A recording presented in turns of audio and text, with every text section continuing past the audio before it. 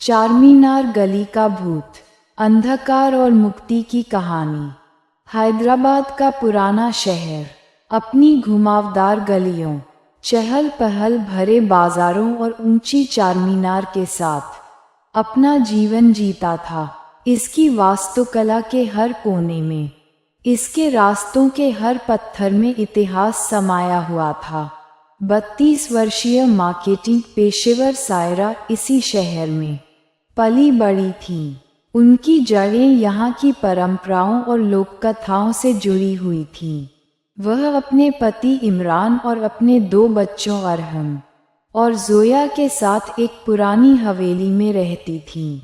हालांकि पुराना शहर खूबसूरत था, लेकिन इसमें आत्माओं और श्रापों की गुप्त कहानियां थीं जिन्हें बुजुर्ग लोग धीमी आवाज में फुसफुसाते थे। इन कहानियों के बावजूद सायरा ने अंधविश्वास से बेपरवाह एक आधुनिक, व्यवहारिक जीवन जिया। वह अपने परिवार का भरण पोषण करने के लिए कड़ी मेहनत करती थी और अक्सर पुराने शहर की भूल भुलैया वाली गलियों से गुजरते हुए देर रात घर लौटती थी। लेकिन एक भाग्यशाली शाम उसकी दुनिया अकल्पनीय के दायरे में बदल गई। ऑफिस में दिन भर थकावट भरा रहा और सायरा हमेशा की तुलना में देर से घर से निकली। आधी रात ने सड़कों पर बेचैन करने वाली खामोशी को छुपा दिया था। रिक्शा और स्ट्रीट वेंडर्स की हमेशा की तरह आवाज गायब थी। उसकी जगह एक हल्का, भयानक कोहरा था। उसने हमेशा की तरह शॉर्टकट लेने का फैसला किया, एक संकरी पत्थर की गली जो एक परित्यक्त दरगाह के पास से होकर गुजरती थी। जैसे ही वह गली में दाखिल हुई, उसे एक अप्राकृतिक ठंड ने घेर लिया। उसके कदमों की आवाज गूंज उठी। हालांकि गली इतनी संकरी थी कि ऐसी आवाज नहीं आ सकती थी। सायरा ने अपने फोन को कसकर पकड़ रखा था। उसकी उंगलियां थोड़ी कांप रही थीं क्योंकि वह इमरान को एक छोटा सा संदेश टाइप कर रही थी, जिससे उसे पता चल सके कि वह आ रही है।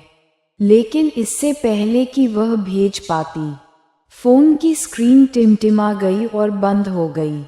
एक हल्की फुसफुसाहट उसके कान से टकराई। यह अस्पष्ट था लेकिन स्पष्ट था। सायरा अपनी जगह पर रुक गई। उसकी आंखें इधर उधर घूम रही थीं। गली खाली थी। उसने अपनी गति बढ़ा दी। उसके कानों में उसकी धड़कनें तेज हो गईं। फिर उसने उसे देखा। एक टिमटिमाती स्ट्रीट लाइट की हल्की रोशनी में फटी हुई लाल साड़ी में एक महिला खड़ी थी। उसके लंबे, अस्त व्यस्त बाल उसके चेहरे को छिपा रहे थे, लेकिन उसकी मुद्रा अस्वाभाविक रूप से कठोर थी। सायरा जम गई। उसकी सांस गले में अटक रही थी। कौन? तुम कौन हो? उसने फुसफुसाते हुए कहा। उसकी आवाज कांप रही थी। उस आकृति ने कोई जवाब नहीं दिया, लेकिन अस्वाभाविक रूप से अपना सिर झुका लिया, जैसे कि सायरा की जांच कर रही हो।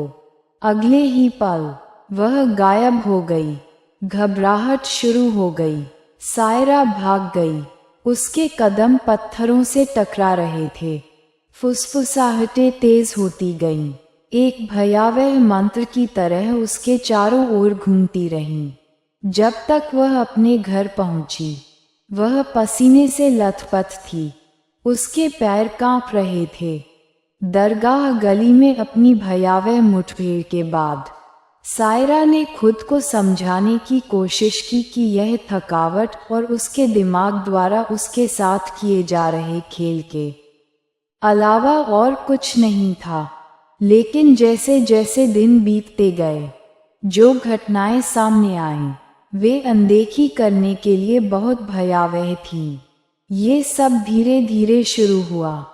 सायरा, जो अपनी तेज याददाश्त के लिए जानी जाती थी, ने पाया कि वह भुलक्कड़ होती जा रही है। वह चीजें खो देती थी, उसका फ़ोन और चाबियां गायब हो जाती थीं और फिर रसोई की अलमारी या बच्चों के बिस्तर के नीचे जैसी अजीब जगहों पर फिर से दिखाई देती थीं। वह इसे अनदेखा कर देती थी, अपनी देर रात तक जागने और लंबे काम के घंटों को दोष देती थी। लेकिन फिर सपने आने लगे। हर रात वह लाल साड़ी में महिला को अपने बिस्तर के पैर के पास खड़ी देखती थी। उसका चेहरा छाया से छिपा हुआ था। महिला बोलती नहीं थी, बस देखती रहती थी। उसकी उपस्थिति दमनकारी और खतरनाक थी। हर बार जब सायरा जागती थी तो उसका दिल तेजी से धड़कता था, मानो वह अपनी जान बचाने के लिए भाग रही हो। एक शाम रात का खाना बनाते समय उसने अपने कंधे पर एक ठंडे हाथ को महसूस किया। घूमकर उसने खाली रसोई के अलावा कुछ नहीं देखा। फिर भी वह सनसनी बनी रही, बर्फीली और अचूक। इमरान ने उसकी बढ़ती बेचैनी को नोटिस किया।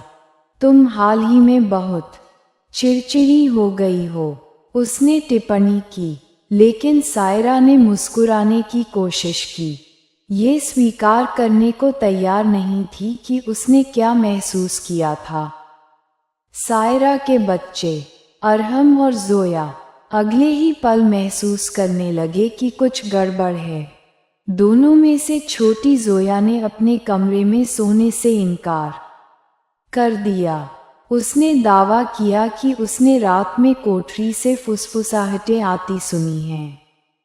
अम्मी, उसने एक सुबह अपने टेडी बियर को कसकर पकड़ते हुए कहा, कल रात तुम खिड़की के पास कुर्सी पर बैठी थीं, लेकिन तुम मेरी तरफ नहीं देख रही थीं। तुम्हारी आंखें अलग थीं। सायरा स्तब्ध रह गई। वह उस रात जोया के कमरे में नहीं थी। ये बस एक बुरा सपना है, उसने अपनी बेटी को आश्वस्त किया, हालांकि उसकी आवाज़ कांप रही थी। अरहम, जो बड़ा था और ज्यादा शंकालु था, ने अपनी बहन को सांत्वना देने की कोशिश की, लेकिन उसे भी घर में एक अनकहा तनाव महसूस होने लगा। कभी गर्म रहने वाली हवेली ठंडी लगने लगी।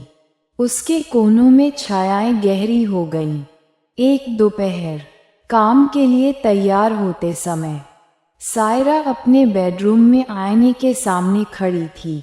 वह अपने बाल ठीक कर रही थी जब उसने कुछ अजीब सा महसूस किया।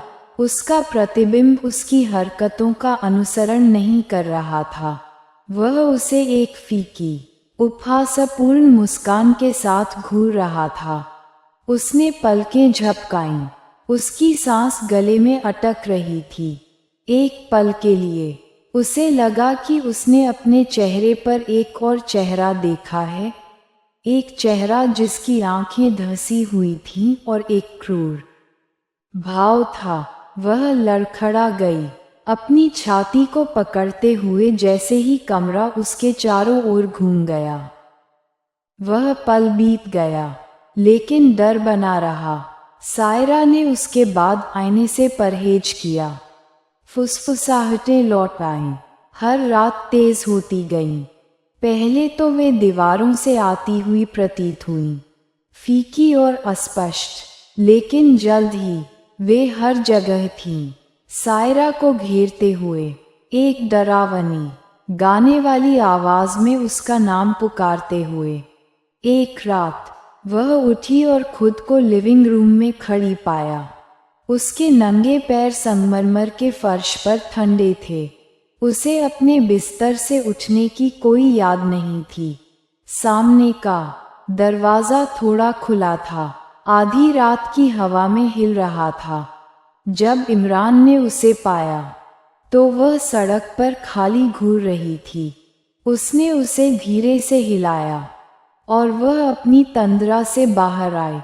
उसके चेहरे पर आंसू बह रहे थे। कुछ गड़बड़ है, उसने फुसफुसाते हुए कहा। मुझे खुद जैसा महसूस नहीं हो रहा है।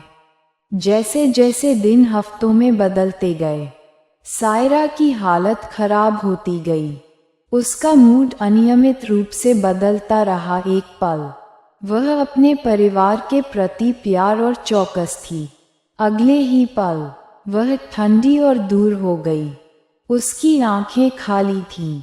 इमरान ने देखा कि वह खुद से धीमी आवाज में बात कर रही थी। उसके शब्द समझ से परे थे। जब उसने उससे पूछा तो उसने इनकार कर दिया, लेकिन उसका व्यवहार लगातार अनिश्चित होता गया। एक शाम सायरा ने अप्रत्याशित रूप से हमला कर दिया। जोया ने गलती से खाने की मेज पर दूध गिरा दिया था और सायरा गुस्से में भड़क उठी, जिससे सभी दंग रह गए। उसकी आवाज़ उसकी अपनी नहीं थी, ये गहरी, गले से निकलने वाली और जहर से भरी हुई थी। इमरान ने उसे शांत करने की कोशिश की, लेकिन उसने उसे एक अप्राकृतिक ताकत से दूर धकेल दिया। ये तुम नहीं हो सायरा, उसने कहा। उसकी आवाज़ टूट रही थी, लेकिन वह बस चली गई। उसके कदम भारी थे, जैसे कि किसी अदृश्य शक्ति ने उसे दबा दिया हो। हवेली खुद सायरा की उथल पुथल पर प्रतिक्रिया करती दिखी। रोशनी अप्रत्याशित रूप से टिमटिमा रही थी और वस्तुएं बिना किसी कारण के गिर रही थीं। दरवाजे अपने आप खुलते और बंद होते थे, और सबसे गर्म दिनों में भी हवा ठंडी हो जाती थी। एक विशेष रूप से कष्टदायक रात, सायरा अपना नाम पुकारे जाने की आवाज़ से जाग गई। यह इमरान की आवाज़ नहीं थी, न ही बच्चों की। दरगाह वाली गली से वही भयावह फुसफुसाहट आ रही थी। वह उठ बैठी, उसका दिल तेजी से धड़क रहा था। तभी उसने देखा कि लाल साड़ी वाली महिला उसके बिस्तर के नीचे खड़ी थी। इस बार महिला बोली, तुम मेरे दर्द में चली गई, अब तुम इसे धो। सायरा चिल्लाई, जिससे पूरा घर जाग गया।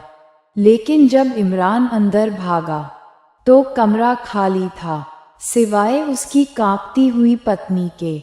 उस इकाई की पकड़ मजबूत होती गई। सायरा समय खोने लगी, घंटों या पूरे दिन को याद नहीं कर पा रही थी।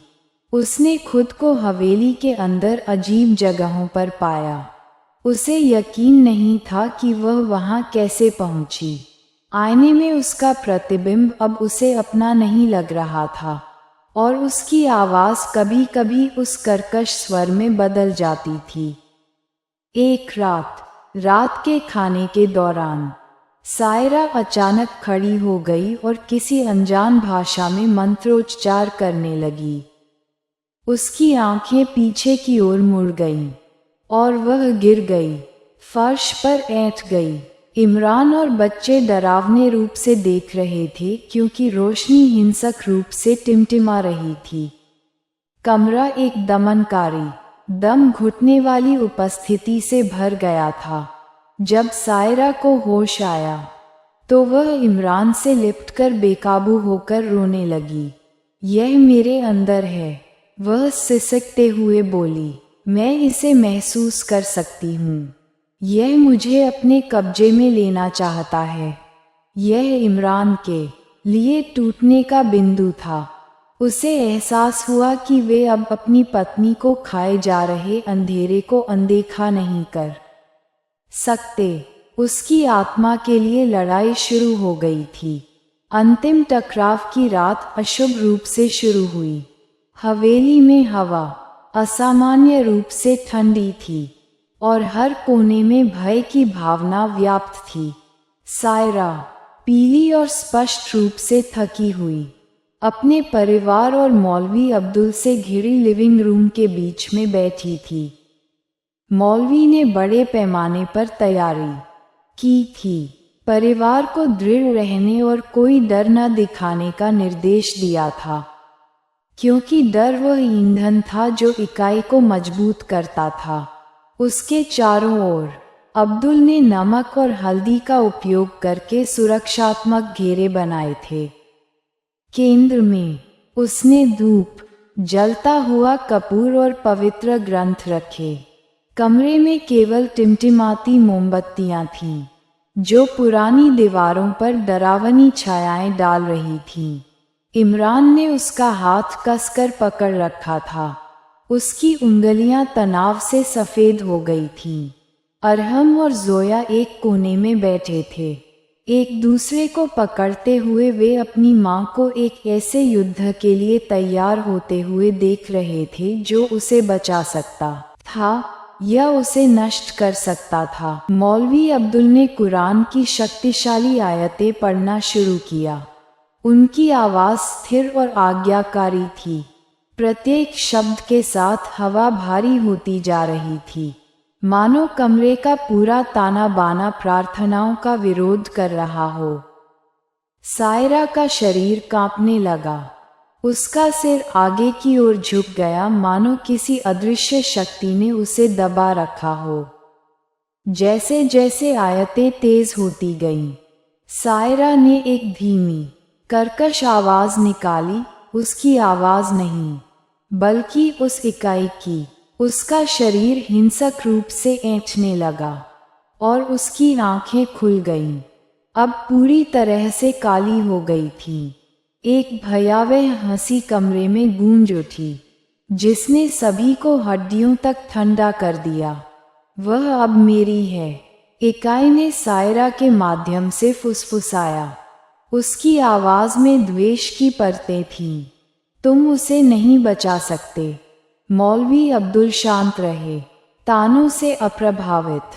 तुम यहाँ के नहीं हो। ये औरत तुम्हारी नहीं है, उसने दृढ़ता से कहा। प्रार्थना जारी रखते हुए उस प्राणी ने सायरा के शरीर पर जोरदार प्रहार किया, जिससे वह आगे की ओर झुक गई, जैसे कोई उसके अंदर से बाहर निकलने की कोशिश कर रहा हो।